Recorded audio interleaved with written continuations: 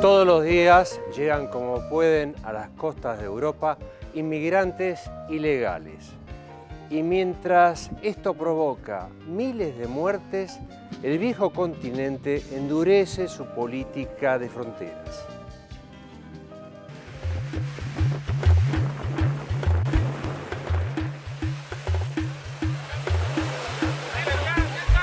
Como una guerra dramática y silenciosa, cada 2 horas, un inmigrante de los miles que cada día emprenden la travesía pierde la vida en su intento de llegar a Europa y encontrar un futuro más promisorio.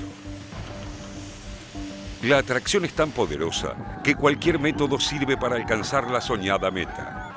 Cruzar el desierto o los Balcanes en camiones hacinados, afrontar el Mediterráneo en una barcaza destruida o, como en el caso de Abu, un niño de 8 años procedente de Costa de Marfil que intentó reunirse con su familia en España viajando en el interior de una valija en posición fetal, oculto entre las ropas. La guerra, el hambre, la pobreza, las persecuciones y la opresión son algunos de los innumerables motivos que están detrás de este fenómeno migratorio, una oleada que, año tras año, enfrenta a las autoridades del viejo continente a un desafío sin precedentes. Solo en el primer trimestre de este año, casi 57.300 inmigrantes ilegales lograron cruzar las fronteras huyendo de los conflictos en el este de Europa o en Medio Oriente, del caos en Libia, la guerra civil en Siria, la dictadura en Eritrea o la falta de oportunidades en el África subsahariana. Según Frontex, la Agencia Europea de Control de Fronteras, las rutas de acceso son varias. Por la de los Balcanes, en lo que va de este año, entraron 32.400 personas, en su mayoría kosovares. Desde el Mediterráneo central, principalmente Italia, ingresaron más de 20.200 inmigrantes, de los cuales 10.000 fueron rescatados en alta mar y otros 1.000 fallecieron. Por la ruta del Mediterráneo oriental, Grecia y Bulgaria, llegaron 13.500 y por España, 1.200. La cifra total triplica a la del mismo periodo de 2014. Presionada por los últimos naufragios ocurridos en Lampedusa frente a las costas italianas, más de la mitad de los integrantes de la Unión Europea comprometieron su ayuda en la última cumbre convocada en Bruselas el pasado 25 de abril. Aunque en los hechos, los países integrantes del bloque se dividen en 2 grupos a la hora de responder al desafío inmigratorio. Mientras Italia, Grecia, España, Bulgaria y Malta, los países por los que ingresan los inmigrantes, reclaman mayor compromiso a la hora de hacer frente a las tragedias, los del norte, los estados que reciben más pedidos de refugio y asilo como Alemania, Suecia, Francia y Hungría, piden a los del sur mayor disposición a acogerlos. Es que una vez superado el peligroso trámite de ingreso al continente, la mayoría de los inmigrantes siguen su camino hacia el norte de Europa, ya sea por sus propios medios o valiéndose de las mafias traficantes. De las 626.065 solicitudes de asilo que recibió la Unión Europea en 2014, solo en 184.665 casos se ofreció algún tipo de protección a los demandantes. Otros de los factores que Europa no tiene en cuenta a la hora de abrir sus fronteras es el envejecimiento de su población. En la próxima década, el continente perderá a 17,5 millones de personas en edad de trabajar. A largo plazo, los problemas demográficos obligarán a Europa a buscar mano de obra fronteras afuera. Ampliamente resistida por parte de los gobiernos integrantes del bloque, una nueva propuesta de la Comisión Europea plantea establecer un sistema de cuotas de asilo obligatorias, redistribuyendo de manera equitativa las peticiones de asilo, regidas por un criterio de distribución que tendrá en cuenta factores como la situación económica, el Producto Bruto Interno y la tasa de desempleo, la población y los esfuerzos realizados previamente por los Estados miembros. Aunque este flujo inmigratorio lleva años en franco crecimiento y las tragedias en el Mediterráneo se repiten año tras año, Europa, convertida en una suerte de fortaleza, insiste con cerrar sus puertas y responder a esta crisis humanitaria con mayor militarización y vigilancia en las fronteras, dejando afuera la posibilidad de un cambio en su política migratoria, extendiendo los canales legales para recibir más solicitudes de asilo.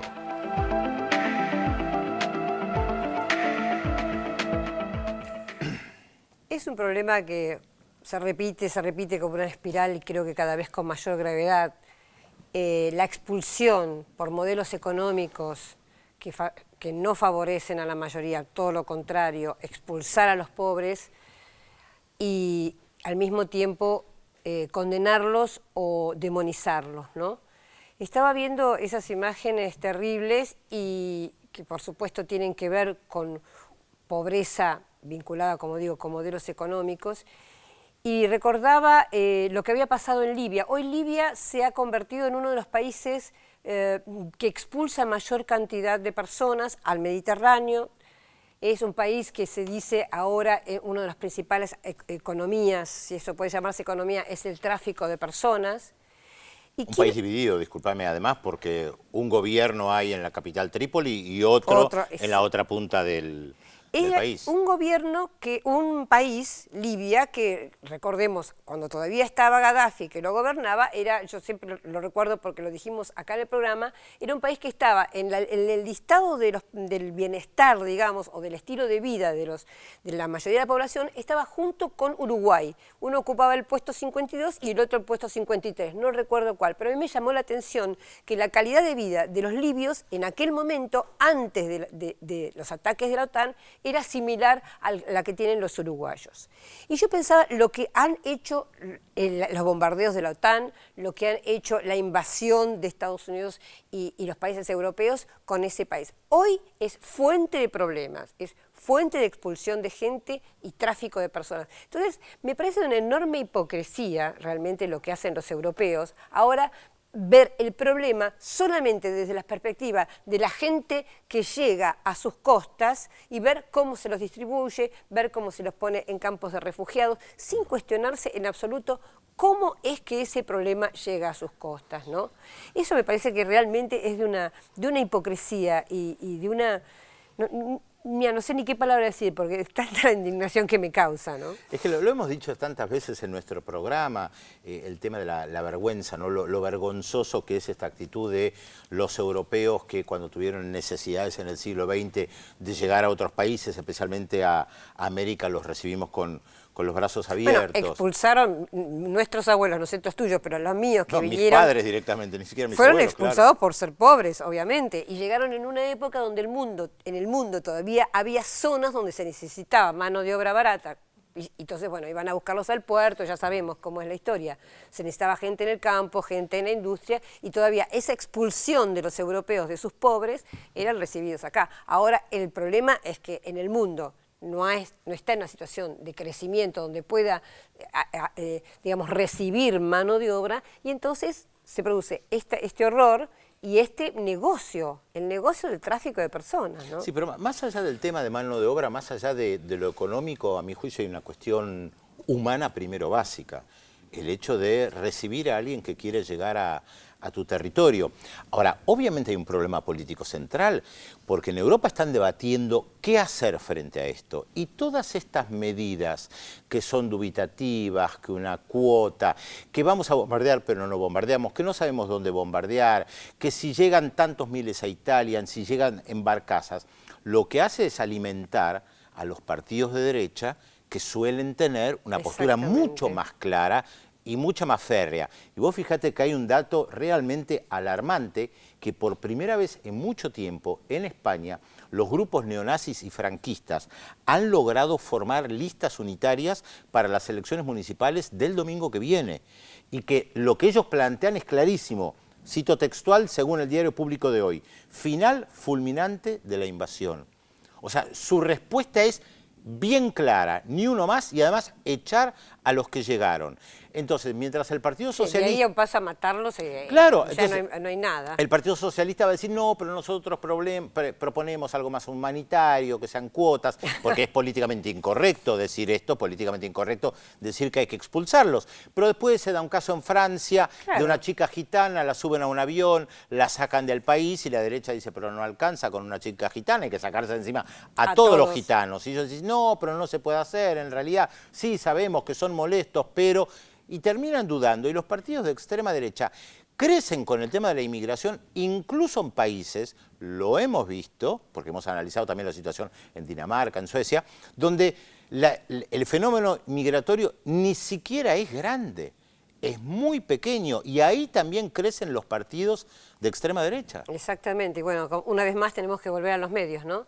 Que son los que Sin lugar a dudas. plantean en la situación de esta manera sin contar cuál es el origen del problema y remitiéndose a esto. Si uno lee los diarios europeos de estos días, efectivamente está que si hay que aceptar una cuota obligatoria de inmigrantes, que si no hay que aceptarlas, que si hay un reparto no lo hay, que los 28 países tienen que estar de acuerdo para tomar una decisión, sin tocar el verdadero punto. Acordate, disculpame que te interrumpa, cuando fueron elecciones en Francia ya hace varios años, que el gran lema de la derecha era el plomero polaco.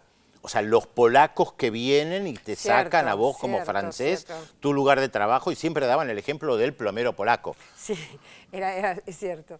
No, y el otro tema que me parece acorde con el bloque anterior, lo que hablábamos de un mundo un sector del mundo que se quiere militarizar para no perder poder y para seguir teniendo el liderazgo, es el tema de la Unión Europea que quiere pedir al Consejo de Seguridad de Naciones Unidas autorización para poder, primero, ocupar Libia nuevamente, cosa que Rusia, que está en el Consejo de Seguridad, se opone, pero al mismo tiempo atacar militarmente a lo que ellos llaman los traficantes de personas. Seguramente algún traficante van a atacar, pero también van a morir varios inmigrantes en ese intento.